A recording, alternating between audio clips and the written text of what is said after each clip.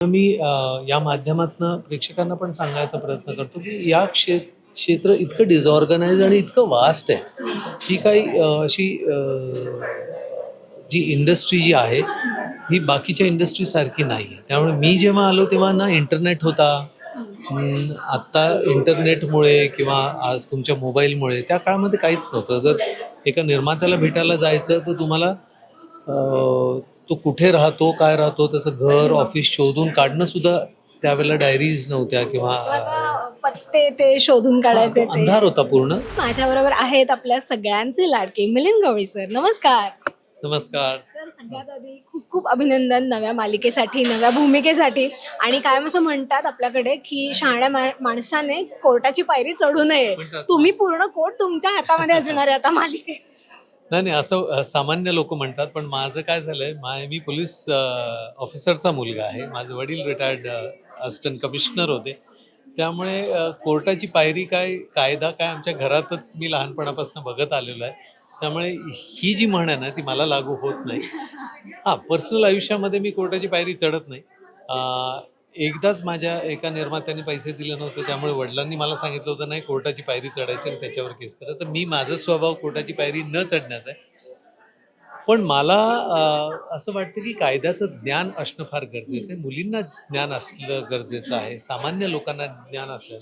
आपल्याकडे काय होतं की प्रॉपर्टी डिस्प्यूट्स आहे किंवा मुलींवरचे अत्याचार आहे, त्या ना कायद्याची जाण नसल्यामुळे किंवा कायद्याची भीती असल्यामुळे बरेचसे सामान्य गरीब लोक कोर्टाची पायरी चढत नाही. पण जर कोर्टाची पायरी नाही चढली तर त्यांना न्याय मिळणार नाही. त्यांच्यावर अन्याय होत राहणार आणि किती वर्ष लोक अन्याय सहन करणार आहे, किती वर्ष मुली अन्याय सहन करणार आहे, किती वर्ष गरीब अन्याय सहन करणार आहे. तर मला असं वाटतं मालिका करता करता मनोरंजन तर आम्ही करतोच, पण त्याबरोबर जर प्रबोधन पण होत असेल. या मालिकेमध्ये काही काही कायद्यांविषयी बोललं जाणार आहे. त्या कायद्यांविषयी जाणून घेतलं जाणार आहे. कायद्यांविषयी कुठल्या पद्धतीचा कायदा लागू होणार आहे, काय करणार. तर आणि सामान्य माणसं त्यांच्या आयुष्यातले आई कुठे काय करते मी करत होतो ना त्यावेळेला ती मालिका लोकांना जवळची वाटली. कारण त्या मालिकेमध्ये सुद्धा आम्ही असे विषय घेतले होते जे घराघरात घडतात. बायकांच्या विषयी ते घडतात. बायका बोलत नव्हत्या. अन्याय होत होता तरी बोलत नव्हत्या. त्या अरुंधतीच्या माध्यमातून त्यांना कळायला लागले की अरे तिचे पण अधिकार आहेत. नवऱ्याचा अन्याय किती सहन करायचा वगैरे असं. तर या मालिकेमध्ये पण पहिल्या एपिसोड मध्येच ते तो इश्यू घेतलेला आणि सातत्याने ते वेगवेगळे कायद्याचे इश्यू घेतले जाणार आहेत. आणि आज रोज पेपरमध्ये आपण वाचतोय आणि दुर्लक्ष करतो. मला असं वाटतं की खरंच एक मनोरंजनाबरोबर प्रबोधन होणार आहे आणि त्याचा मला खरंच आनंद होतो. तुम्ही आता म्हणालात की घरात लहानपणापासून तुम्ही कायदा आणि या सगळ्या गोष्टी बघत आल्यात. बालपण तुमचं किती शिस्तीमध्ये गेलंय. शिस्तीमध्ये असं गेलं नाहीये. मी खोडकर होतोच आणि फक्त एवढंच होतं की मी जिथे राहत होतो ती पोलीस कॉलनी होती. त्यामुळे कायद्याचे सगळे जे रक्षक होते त्यांच्या बरोबरच राहिले. त्यामुळे आम्हाला काही कायदा मोडायची परमिशन कधीच नव्हती, कारण आमच्या घरीच शिस्त असायची. फक्त एवढंच आहे की माझे वडील कधी फार स्ट्रिक्ट नव्हते. की ते पोलीस ऑफिसर जरी असेल तरी मला खूप फ्रीडम होतं.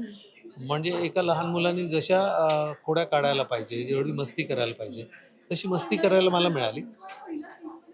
तर एवढंच आहे की मी म्हणजे माझ्या आईची सुद्धा इच्छा होती की मी पोलीस व्हावं. नाही, माझ्या आईची खूप इच्छा होती की ते पोलीस खात्यामध्ये मी यावं वडिलांसारखं. कारण माझे आजोबा ते सुद्धा ब्रिटिश काळामध्ये जमादार होते. वडील माझे पोलीस ऑफिसर. पिढीजात होती. फक्त ती आईला वाटत होतं, पण वडिलांना असं वाटायचं की मी कष्ट केले.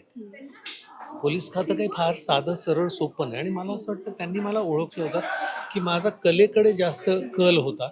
तर कदाचित मी एक चांगला पोलीस व्हायला होईन की नाही, किंवा मी हार्श नाही होऊ शकत. मी तसा काय म्हणतात इमोशनल असल्यामुळे, आणि माझी आई खूप इमोशनल होते, तर माझं कुठेतरी आईकडे माझा जास्ती कल होता.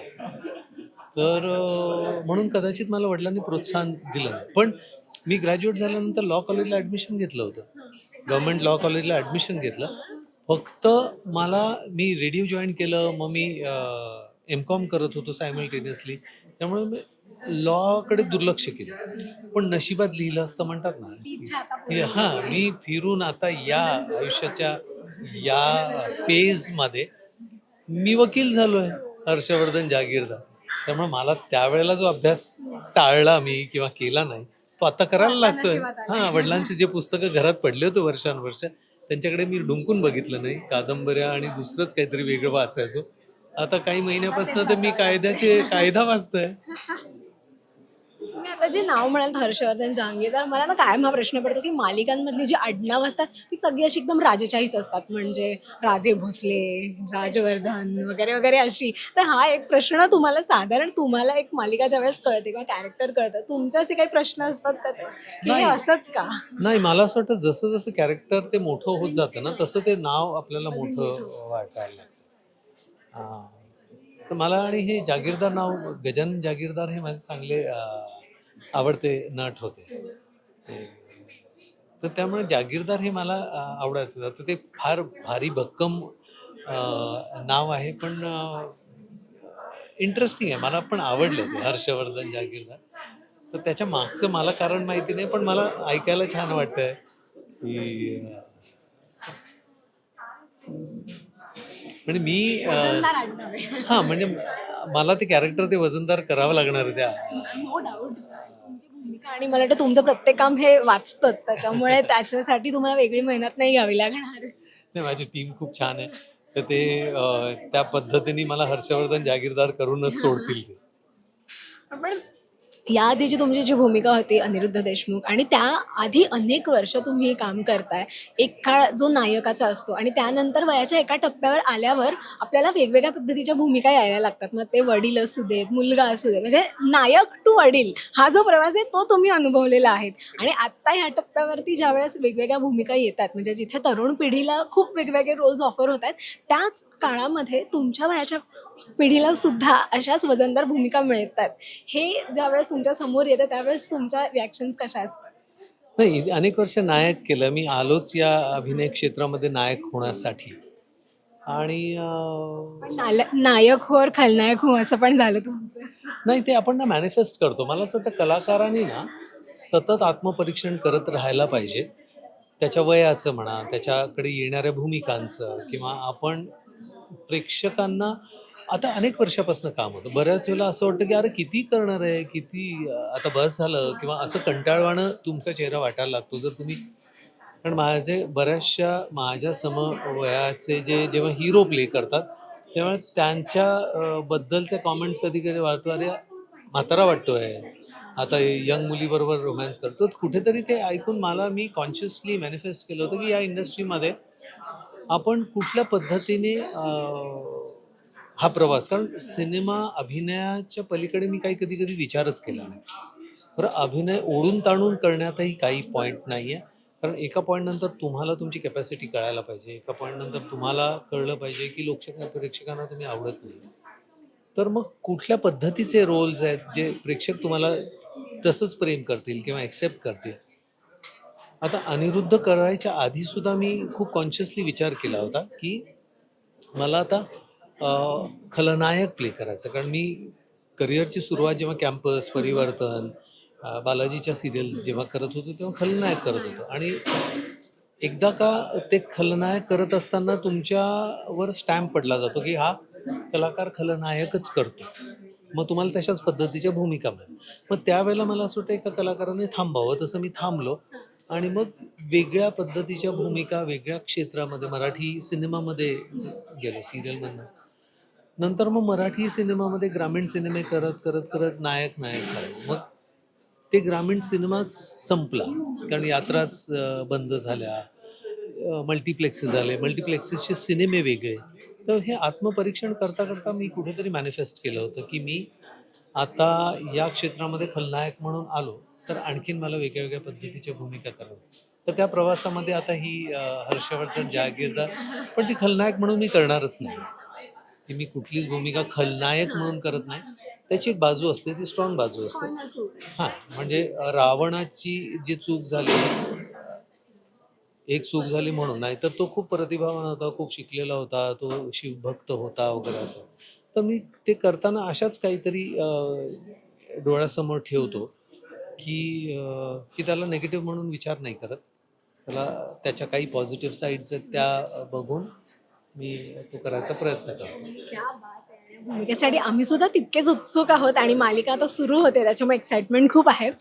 मला वचन दिले तुम्हाला मालिकेचं नाव आहे तर तुम्हाला आवडेल विचारायला, या क्षेत्रात ज्यावेळेस पहिलं पाऊल टाकलं त्यावेळी घरच्यांना काय एक वचन दिलं होतं?